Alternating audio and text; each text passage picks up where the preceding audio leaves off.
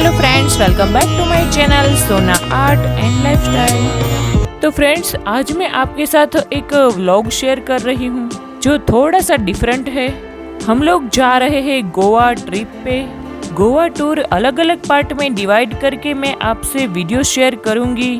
और ये है गोवा ट्रिप का first day. Rajkot to Goa by flight हम लोग जा रहे हैं। अगर आप फर्स्ट टाइम ट्रैवल कर रहे हैं फ्लाइट के थ्रू तो ये वीडियो आपके लिए थोड़ा हेल्पफुल रहेगा।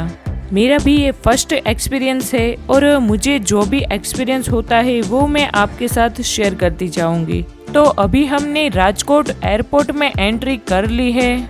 चेक इन के लिए बेटर है कि आप 2 घंटे पहले ही घर से निकल जाए तो आप आराम से चेक इन कर सकते हैं। लेकिन अगर लेट होगा तो जल्दी जल्दी में आपको चेक इन करवाना पड़ेगा या फिर आपकी फ़्लाइट भी मिस हो सकती है। आपके स्पाइस जेट या फिर इंडिगो कोई भी एयरलाइन हो उसका गेट अलग अलग होता है, तो उसके हिसाब से आपको गेट में एंट्री करनी है। हमारी स्पाइस जेट की थी तो हम वहीं पे गए। और उसका चेक इन काउंटर किधर है?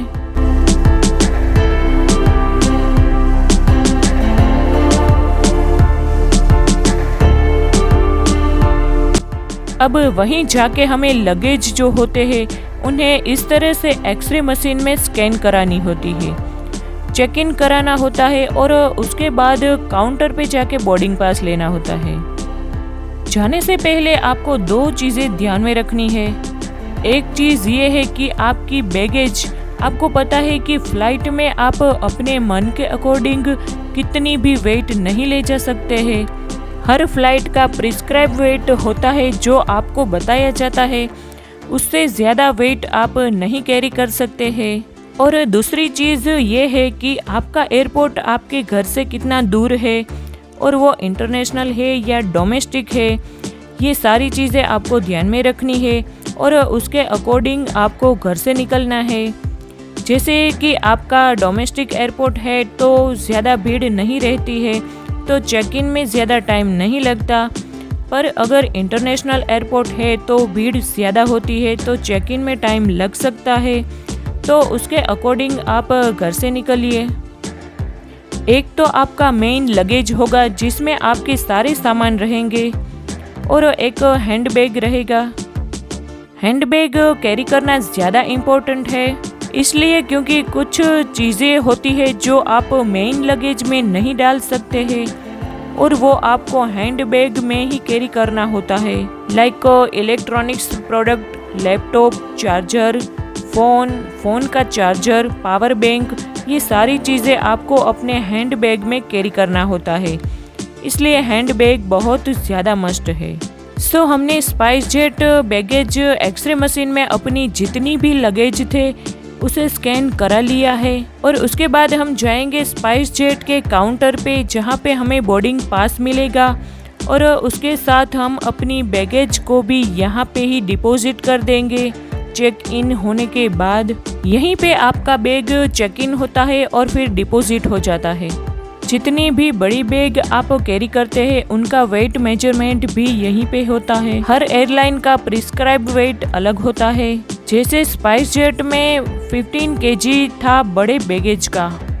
अगर आपने वेब चेक इन की है तो यहाँ पे आपको ज़्यादा टाइम नहीं लगेगा, बट हमने नहीं की थी तो थोड़ा टाइम लगा था। आपका कोई भी गवर्नमेंट आईडी प्रूफ, चाहे वो आधार कार्ड हो या पैन कार्ड, और उसके साथ आप जिस भी एयरलाइंस से ट्रैवल कर रहे हो उसकी टिकट का प्रिंट आउट होना चाहिए आपके पास। हमने ऑनलाइन बुकिंग की थी तो हमारे पास टिकट का प्रिंट आउट था। यहाँ पे आपको अपनी कोरोना वैक्सीन का सर्टिफिकेट भी दिखाना पड़ता है। यहाँ पे मेरी डॉटर का सर्टिफिकेट नहीं था तो हमने बिफोर 72 आवर्स का नेगेटिव टेस्ट रिपोर्ट भी दिखाना पड़ा था, जो हमने पहले से ही रेडी कर लिया था। तो आप भी इस चीज़ का ध्यान रखें। तो यहाँ पे ज़्यादा टाइम वेस्ट नहीं होगा। तो हमारी लगेज को यहाँ पे डिपॉजिट कर लिया है, उसके बाद आपको यहाँ काउंटर पे बोर्डिंग पास मिल जाएगा। तो स्पाइस जेट का कुछ इस तरह का बोर्डिंग पास है जिसमें सारी डिटेल्स मेंशन्ड होती है। आगे जाके बोर्डिंग पास को यहाँ पर स्कैन कराना होता है।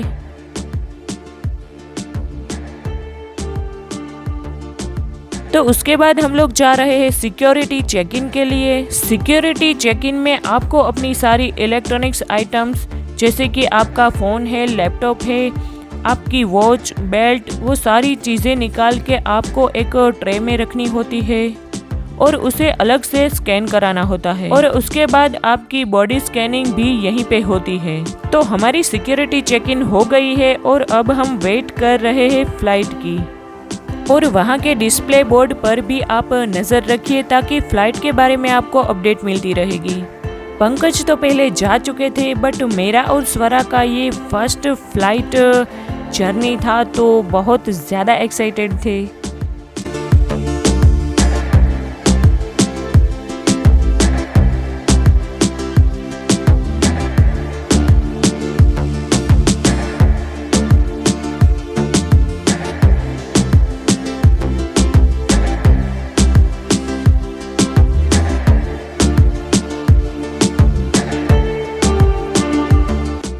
नेक्स्ट फाइनल बोर्डिंग अनाउंस होती है तो आपको बोर्डिंग पास में स्टैंप लगाना होता है और उसके बाद आपको फ्लाइट में एंट्री मिलेगी।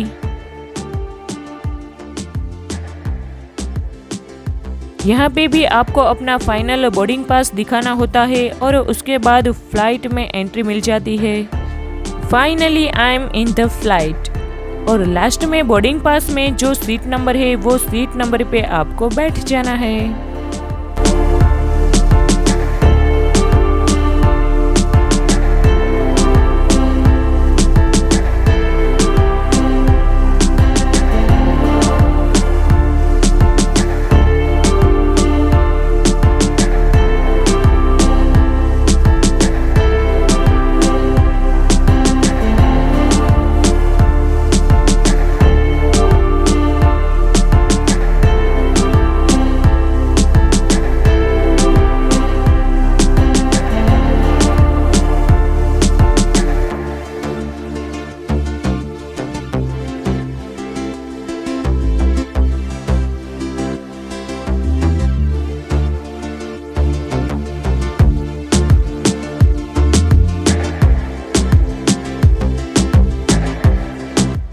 टेक ऑफ और लैंडिंग के टाइम आपको इंस्ट्रक्शन मिलती है कि आप अपनी सीट बेल्ट को बांधे रखें। उसके बाद आपने फ़ोन को स्विच ऑफ कर दे या फिर आप फ्लाइट मोड पे कर दे। बट यहाँ पे एयर होस्टेस ने अलाउ किया था तो हम लोग थोड़ा वीडियो शूट कर रहे थे।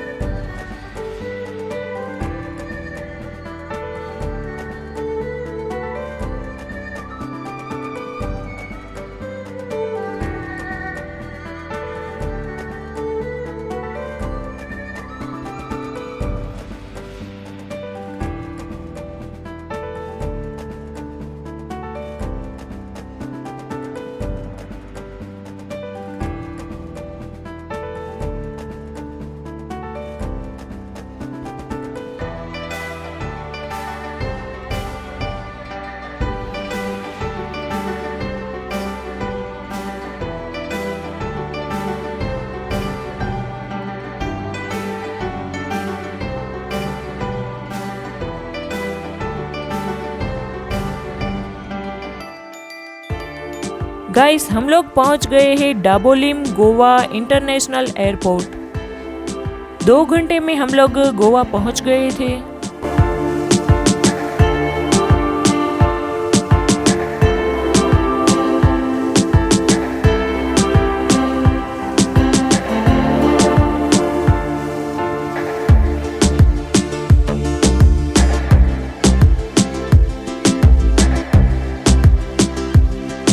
गोवा एयरपोर्ट पर पहुंचते ही डिस्प्ले बोर्ड से पता चल जाता है कि किस एयरलाइन का लगेज जो है वो किस बेल्ट नंबर पे आएगा, जहां पे आप अपना लगेज कैरी कर सकते हो।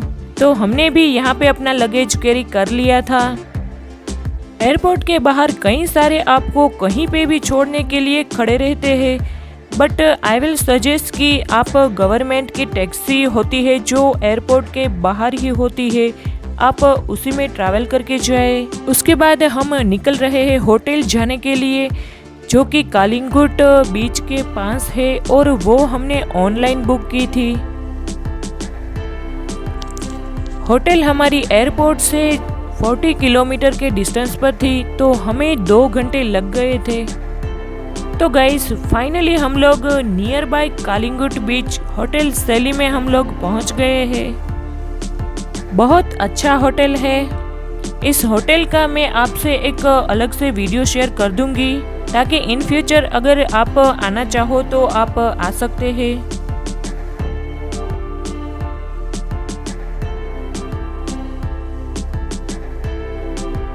फ्रेश होकर हम लोग निकल गए हैं डिनर के लिए, क्योंकि ऑलरेडी 8 बज गए थे।